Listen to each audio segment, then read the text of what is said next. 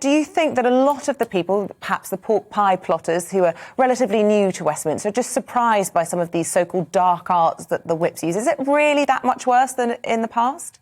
I think it is. I mean, I was involved in efforts to put a no confidence motion on David Cameron and Theresa May. That was over policy.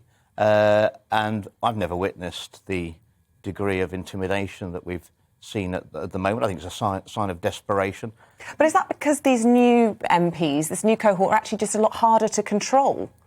No, it's a change in culture, and I think there's something there, isn't there? When we're talking about a culture in number 10, which meant that people were doing basically what they wanted and breaking the rules when the rest of us were being told what to do and threatened with criminal prosecution.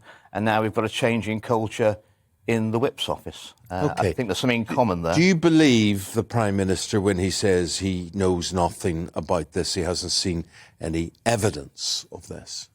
I doubt there's much evidence, but although some of my colleagues are now claiming they've got recordings and text messages, which would count as it, most of it is done verbally. It would be verbal intimidation. But he would know of the culture, wouldn't he?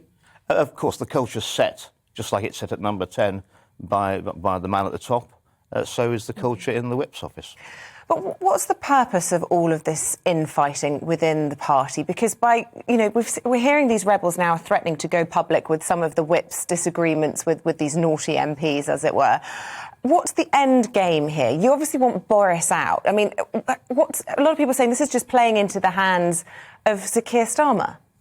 This is a fight for the heart and soul of the Conservative Party.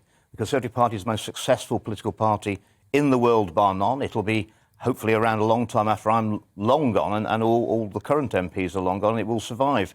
But this is a fight for, at the moment, for the heart and soul of the Conservative Party. The whips have let it be known to me that coming on television or radio and saying things about the Prime Minister is hurting the Prime Minister. Well, personally, I think, and I mean my association in North West Leicestershire, we think that the actions of the Prime Minister is hurting the Conservative Party, and the Conservative Party is bigger than anybody.